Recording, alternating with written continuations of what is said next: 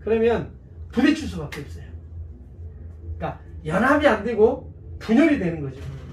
사실은 똑같이 하나님의 선교 안에서 하나님 나라의 그 나라의 완성과 선교 완성 이걸 이래서 같이 일하는 건데 마음이 안 맞아요. 똑같이 하나님을 왔고 선교하러 왔는데 또 북한 선교하러 왔고 중국 선교하러 왔는데 다들 생각이 다르니까 연합이 안 되고 분열이 되고 서로 반목하고 서로 싸우고 이런 일들이 벌어져요. 근데 이런 문제가 지금만 있는 게 아니고 그때 당시 1800년 후반에 우리나라에 왔던 선교사들에게도 똑같이 존재하고 있었다는 거죠. 그래서 이쪽에 있는 미국의 남장로교, 북장로교. 원래는 장로교가 미국이 하나였는데 남북전쟁이 터지면서 노예제도나 이런 것 때문에 갈렸어요. 북장로교, 남장로교에 갈려가지고 일단 왔는데 다행히도 한국에 온 남장로교, 북장로교 선교사들은 그렇게 반목하지는 않았어요. 서로 신학이 다르고 상당히 많은 부분이 달랐지만 같이 연합하려고 했고 어찌됐건 간에 남장로교, 북장로교 선교사들, 호주 장로교, 미 감리회, 남감리회, 캐나다 장로교 여러 나라의 선교사들이 왔는데 이 사람들의 고민이 어떻게 우리가 서로 반목하지 않고 효과적으로 이 조선 선교를 할 것이냐 라는 고민을 하게 됐다는 거죠. 그 고민에 관련해서 이제 네비우스라고 하는 선교 정책이 거기서 나옵니다. 여러분 많이 들어보셨죠? 네. 네비우스 선교 정책이 사실은 우리 한반도의 선교에 아주 획기적인 그런 정책이 되어가지고 사실 그것을 통해서 효과적으로 선교사들이 사역을 하게 됐다는 이야기입니다. 그 이야기를 잠깐 드리려고 합니다. 제가 이제 자료를 찾다 보니까 당시 우리나라에 왔었던 그 초기 파송된 선교사들의 나이가요 20대 거의 대부분 20대였어요.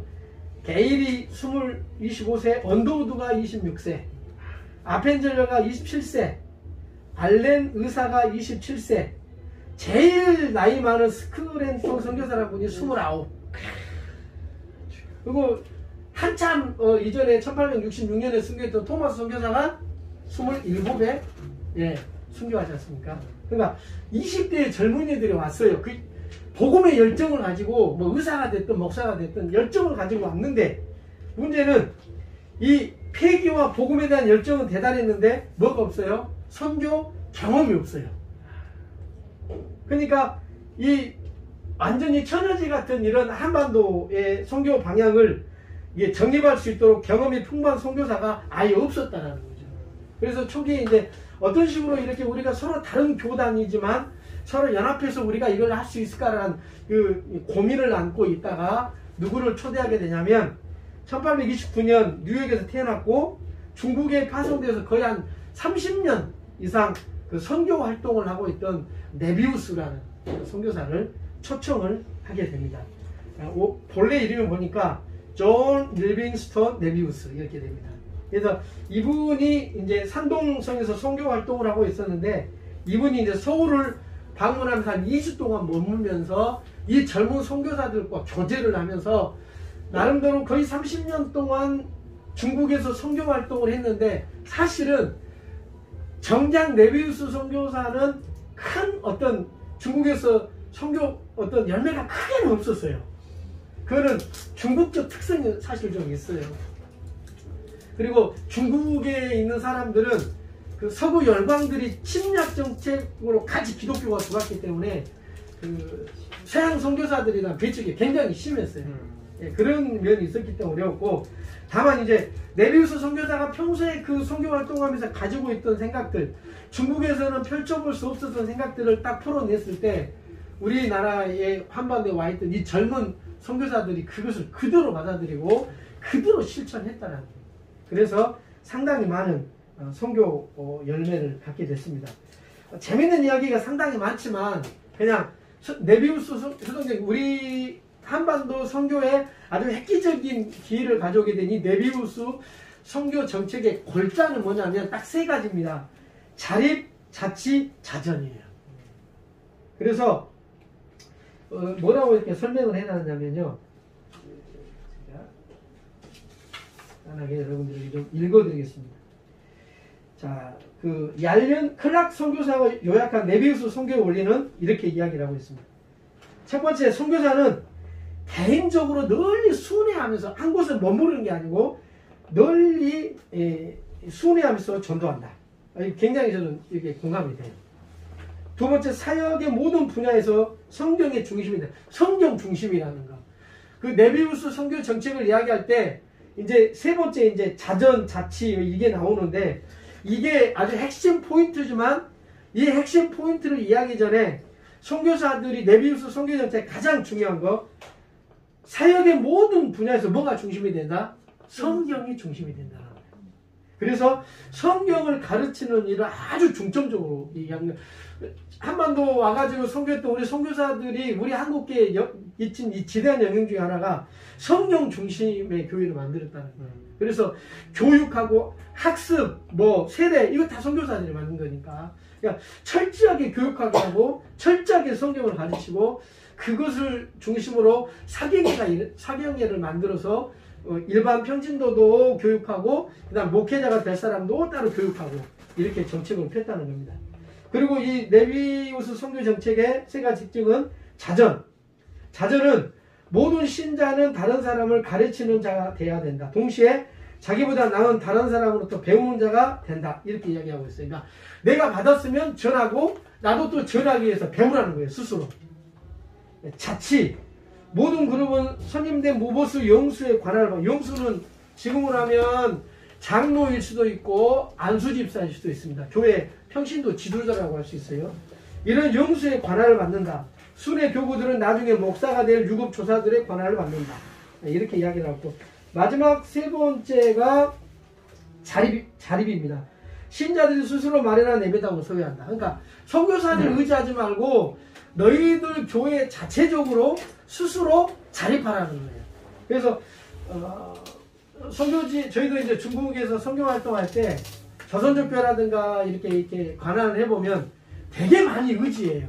물질적으로 상당히 힘들고 어렵기 때문에 선교사들이 속해 있는 한국에 있는 교단에서 뭐 예배당을 지을 때나 건물을 매입할 때나 뭐 할 때 한국에 상당히 많은 도움을 바란다는 거예요. 심지어는 선풍기 하나를 사는데도 한국 교회가 도와줬으면 좋겠다라고 이야기할 정도니까 그러니까 우리 한반도 초기 선교사들이 이게 저희 한국 교회를 가르칠 때 처음부터 그런 자립하면서 교회가 성장할 수 있도록 그렇게 만들었다는 거 굉장히 중요하다고 할 수가 있을 것 같습니다.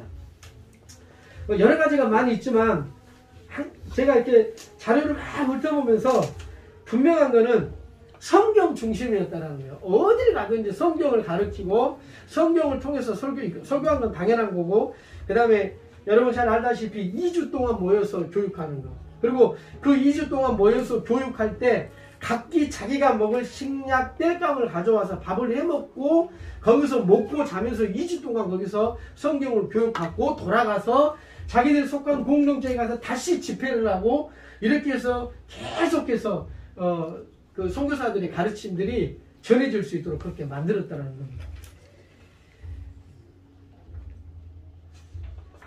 그리고 이제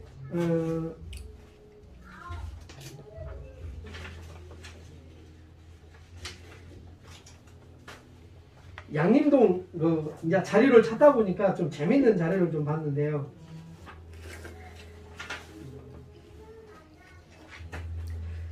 그 미국의 남장로교 선교사들이 이제 이쪽 전라 충청으로 온 것은 네비우스 선교 정책에 의해서 이제 한반도 그 지도를 놓고 이렇게 이제 분할을 하게 됩니다. 그리고 좀 글씨가 지도를 확대했더니 이렇게 됐습니다.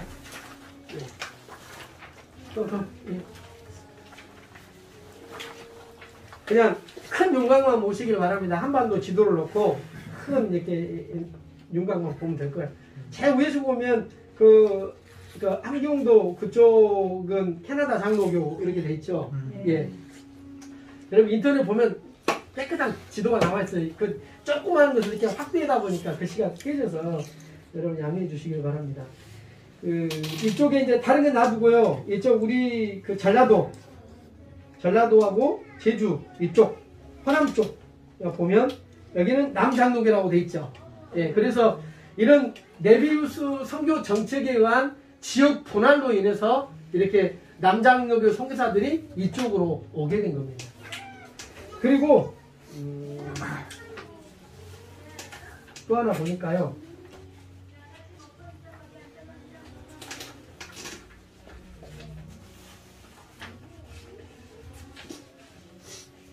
이것도 좀 제가 여러분 복사를 내가 해드렸어야 되는데 말로 설명을 할까 하고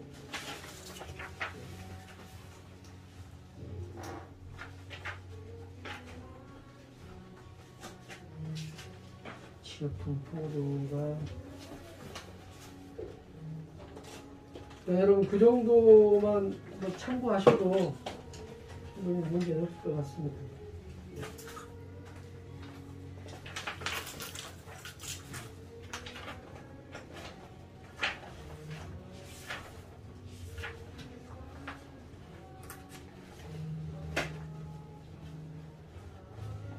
여기 지역을 제가 찾은 게 있는데요. 좀 자세하게 나온 거예요. 미국의 북장로교에서 경기도 쪽, 충북 쪽, 경북, 황해, 평남, 평북 이런 식으로 도시하고 지방이 또 자세하게 나눠져 있습니다. 그래서 남장로교의 충남, 전북, 전남, 제주, 전남에서는 목포, 나주, 광주, 순천 등 전 지역을 남장로교회가 맡고 있어요. 그리고 충남에도 대전, 부여, 목천, 전라북도의 전주, 군산, 이리, 익산 등 전 지역, 그 다음에 제주의 전 지역, 이렇게 해서 여기를 남장로 교회가 맡고 있습니다. 뭐 호주는 경남, 캐나다 장로회 함남, 함북, 미 감리에는 경기 지역, 충북, 강원, 황해, 평남. 그래서 이렇게 네비우스 선교 정책이 이렇게 생기면서 지역을 분할하게 된 거예요. 그래서 이제 어느 지역에 가보면 감리교가 많고, 어느 지역에 가보면 침례교가 많고, 어느 지역에 가보면 장로교가 많고, 이렇게 한 것이 네비우스 선교 정책에 의해서 지역을 분할해서 중복으로 거기에 같이 가지 않도록 몇 가지의 원칙들을 세웠습니다.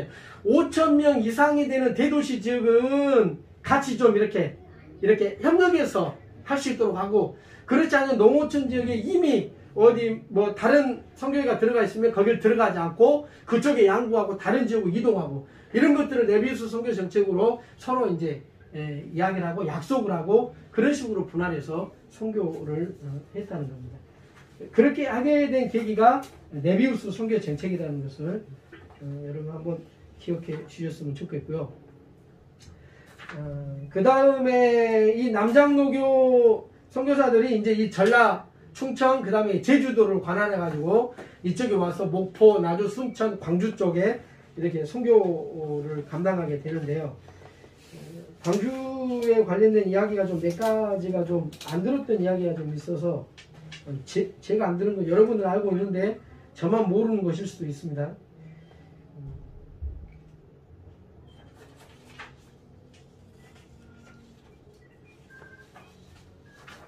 그 미국 남장로교의 한국 선교를 보면, 남장로교는 1892년에 이제 선교사를 7인의 선발대가 내한하면서 한국 선교를 시작을 합니다. 1892년에 이때 한 7인의 선발대가 와가지고 시작을 하고요.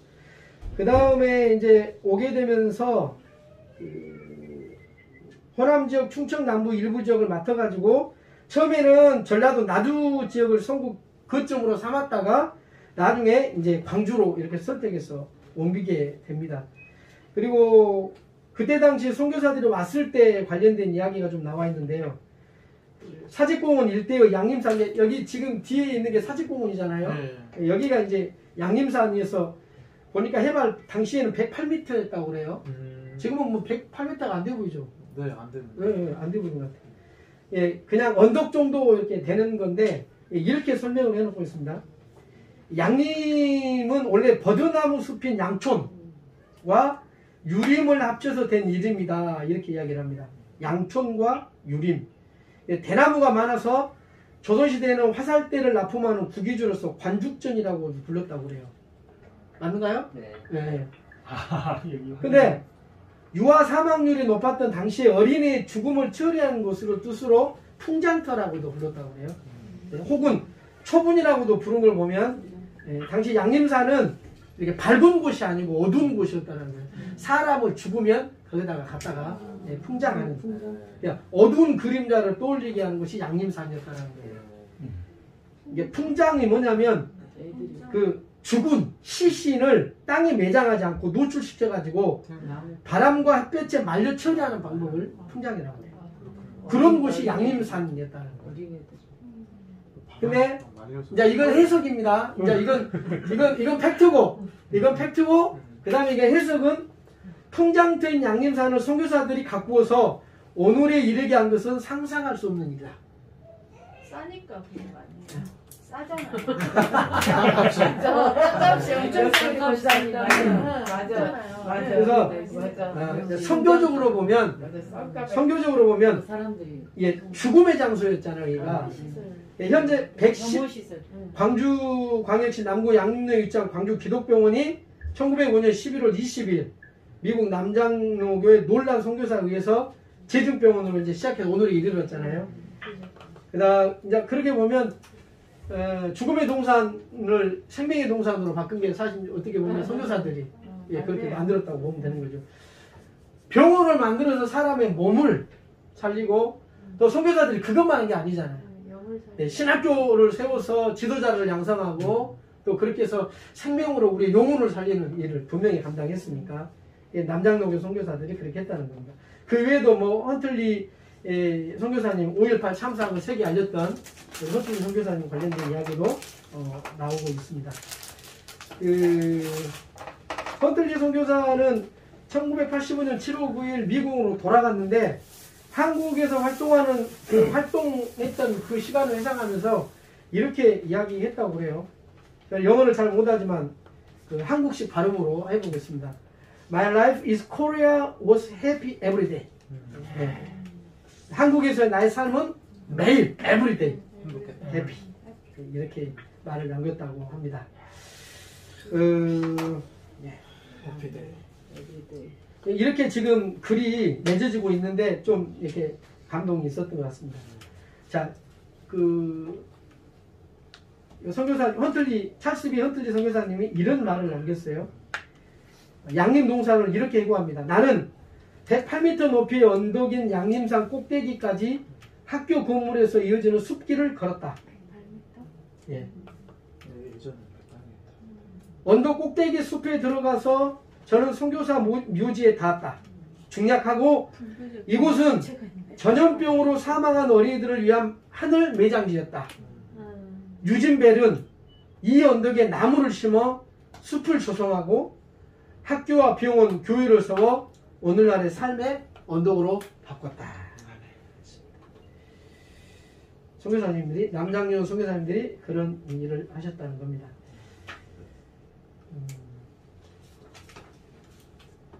그리고 이거는 남장로교 선교사님들하고 크게 상관은 없는 건데 자료를 찾다 보니까 이게 좀 있었습니다. 1885년에서 1910년까지 한 15년 어간이죠. 맞습니까? 예, 산수를 잘 못해가지고 25년입니까? 예, 역시나 산수를 제가 못합니다. 25년간에 한국에 온 미국 선교사들의 출신별 신학교 순위와 비율은 다음과 같습니다. 일리노이주 시카고에 있는 10대 신학교 중에 하나가 맥코믹 신학교인데 맥코믹 신학교 출신 선교사님이 18명, 전체 선교사 25.4%. 그 다음에 뉴저지의 프린스턴 신학교의 선교사님들이 22.5% 16명이 오셨고요.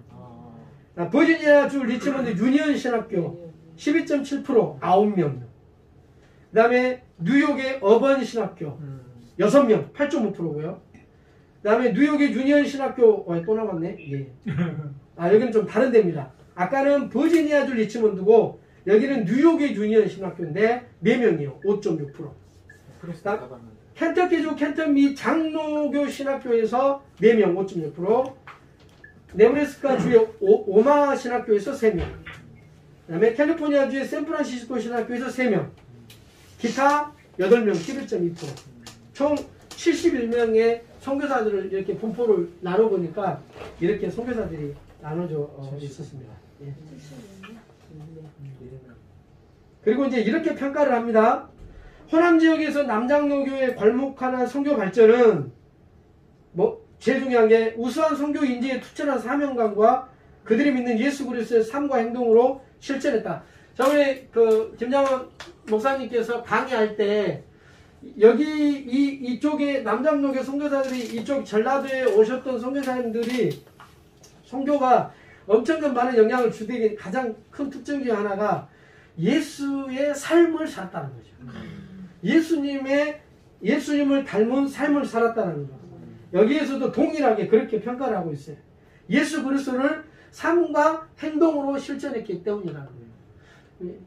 옛날에 호남 지역은 여러분도 아다시피 귀향지잖아요. 귀향지. 네, 그래서 상당히 이제 어려웠던 곳인데, 네, 전통적으로 완고한 호남인들 역시 남장로교 선교사들의 희생과 사랑의 마음의 문을 열지 않을 수 없었다. 이렇게 평가를 합니다. 초장해놨어요. 이렇게. 뭡니까? 예. 예수님처럼 사신 분. 네. 네. 그 중에 그렇게 이제 이야기하면 우리가 이제 여기 이야기도 나왔지만 빠질 수 없는 분이 오 목사님, 오해 선교사님. 예. 그리고 그분과 관련된 포사이트 선교사님. 방금 왜 웃었냐면은 예, 저 성자거든요. 예, 3번에 박성자 집사님. 예, 3번에 본인 이름이 지금 몇 개예요, 도대체? 성자, 성자. 예. 잠깐할 수밖에 없는 상황이에요. 예. 항상. 왜 저쪽이에요? 4번도 5번도 성자. 성격 이런데 제가 어떻게 이제 잡고 나갈 수가 있겠어요? 진짜 난 잘못이 없다니까. 남장로교가 우리 호남 지역이었는데 그렇게 성인 이 이야기만 하고 마치려고 합니다.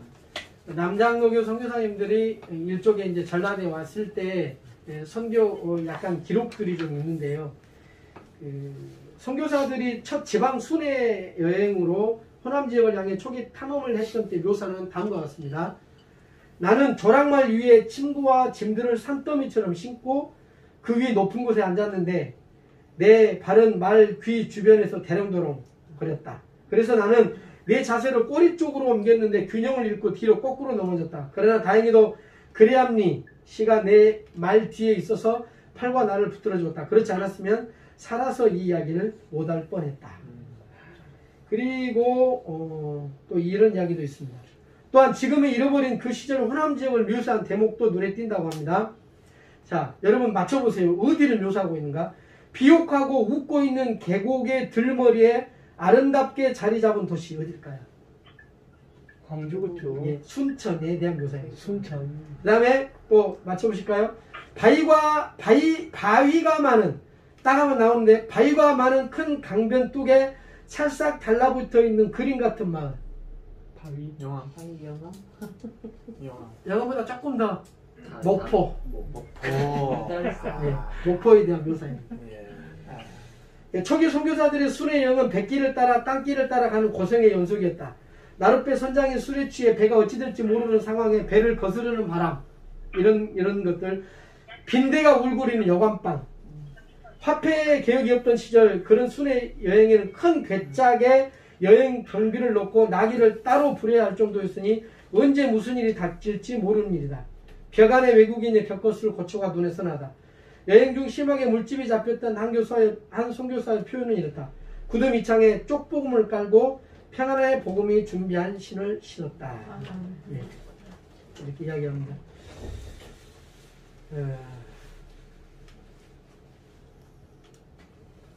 이것만 하고 끝냈으면 좋겠습니다. 포사이드 박사가 한센시병에 걸린 여인을 의무실로 데려가서 방을 내줬잖아요. 이렇게 묘사되어 있습니다. 벽돌 굽는 가마에 모였던 한때의 사람들은 포사이드 박사의 사랑스럽고 주저함이 없는 부추김을 받으며 어려운 지역들을 넘어 길을 따라오는 그녀를 보았다. 각자의 마음에 닿는 생각은 how like his master. 얼마나 그의 주님과 같은지 라는 것이었다. 온전한 신사요. 그렇게 차려입은 포사이드 박사는 지금 이 순간 병으로 역겹고 더럽고 오랫동안 버려진 그 여인의 팔을 붙잡고 있다. 그녀의 머리는 어쩌면 몇 달 동안 혹은 몇 년 동안 빗질을 하지 않았고 옷은 헐고 더러웠으며 그녀의 발과 손은 붓고 종기로 덮여 있었다.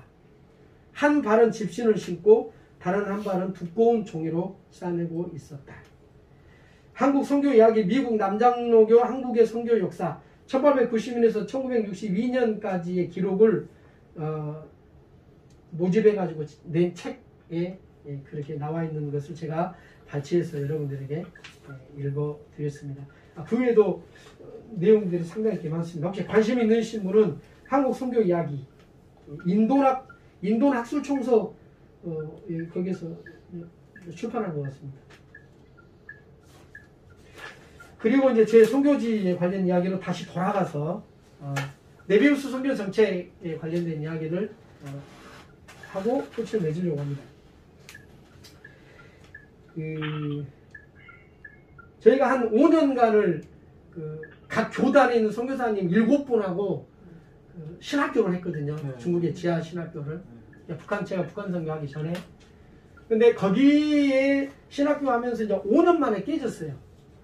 결국은 각 개인의 어떤 의견 차를 극복하지 못하고 이렇게 연합이 아니라 이렇게 분열이 돼서 깨지는 그런 아픔들이 되게 좀 많이 있었거든요. 선교지 이제 사실 이제 그런 일들이 많이 있는데 북한 선교는 북한 선교의 특성상 정보를 오픈하지 않습니다. 그러니까 국경지대에서 선교하는 선교사들의 불문율은 무슨 일 하십니까를 절대 물어보지 않아요. 특별히 북한 선교하는 선교사들한테는 뭐를 합니까? 어떤 하십니까? 절대 안 물어봐요. 그러니까 어떤 문제가 있느냐?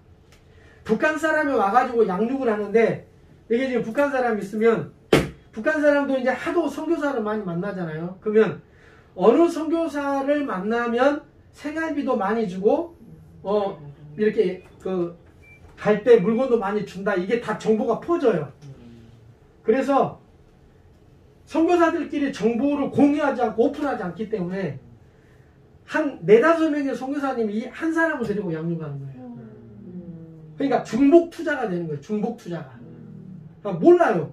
그러니까 더 많은 사람들을 양육하고 선교할 수 있는데 정보 공유를 하지 않고 오픈을 하지 않기 때문에 서로 또 물어보지 않기 때문에 이 사람은 빈입빈 부입부죠. 이 사람 여기 선교사한테도 좀 생활을 받고 여기 받고 여기 받고 여기 풍족하고 안 그런 사람은 아예 교육도 받지도 못하고 이런 거 있으니까 나중에 이제 선교사들끼리 모여서 우리가 예를 들어서 지금 수박 한 통 얻으면 내가 이제 이걸 얻으면 전에는 내가 쪼개서 내가 나눠줬는데 이걸 나누자고 가져와요. 선교사 연합체로 가져오면 다른 분들이 와서 조금 떼가고 해서 이렇게 나눠주는 식으로 이런 식으로 해서 각기 서로 다른 교단에서 파송된 선교사들이 본부의 어떤 그 선교 지침이 있을 거 아니에요. 처음에 우리나라에 왔던 선교사들도 본부의 지침대로 하다 보니까 중복 투자가 되고 선교가 효과적으로 안 된 거예요. 그러니까 본부의 지침이 있지만 선교 현장에 있던 선교사들끼리 고민하면서 서로 연합체를 구성하고 이렇게 네비우스 선교 정책을 알게 돼서 그 정책을 세우고 그거에 따라서 이렇게 각자 이렇게 분할해서 효과적으로 이제 선교를 했고 이제 그렇게 행동해서에 대한 결과는 분파가 너무 많이 생겼다는 어떤 단점도 사실은 있어요. 교회가 일치가 안 돼버리고 완전 교단으로 다 분리가 돼버렸다는 단점도 있지만 초기에 그렇게 해서 효과적으로 선교를 감당했다는 거. 앞으로도 이제 다른 선교지역도 마찬가지일 것 같아요. 어느 지역이든지 가면 각 교단에서 파송한 선교사들이 무지 많기 때문에 어떤 한 선교 지역에는 저희 선교 지역은 선교사들 너무 여기만 집중이 되어 있어요. 그래서 오지라든가 또 가야 될 곳에 안 가고 한 곳에만 집중되어 있다 보니까 이제 선교가 효과적으로 다른 데는 안 되는 거죠. 그러니까 이런 경우에는 진짜 현재 있는 선교사들이 같이 협력해서 서로 이렇게 분할해서 네비우스 선교 정책을 좀 본받아서 각자 어느 지역은 어느 교단이 이렇게 책임지기로 하고 그렇게 선교하면 훨씬 더 효과적으로 선교가 되지 않을까. 예, 그런 생각을 그때나 지금이나 앞으로도 네비우스 선교 정책은 굉장히 유용하지 않나. 그리고 그 선교 정책에 따라서 남장로교 선교사들이 이쪽 호남 지역에 왔고 이런 괄목할 만한 어떤 영적인 성장 또를 이뤘다는 거 그거에 대해서 여러분들에게 말씀을 드리고 마치겠습니다.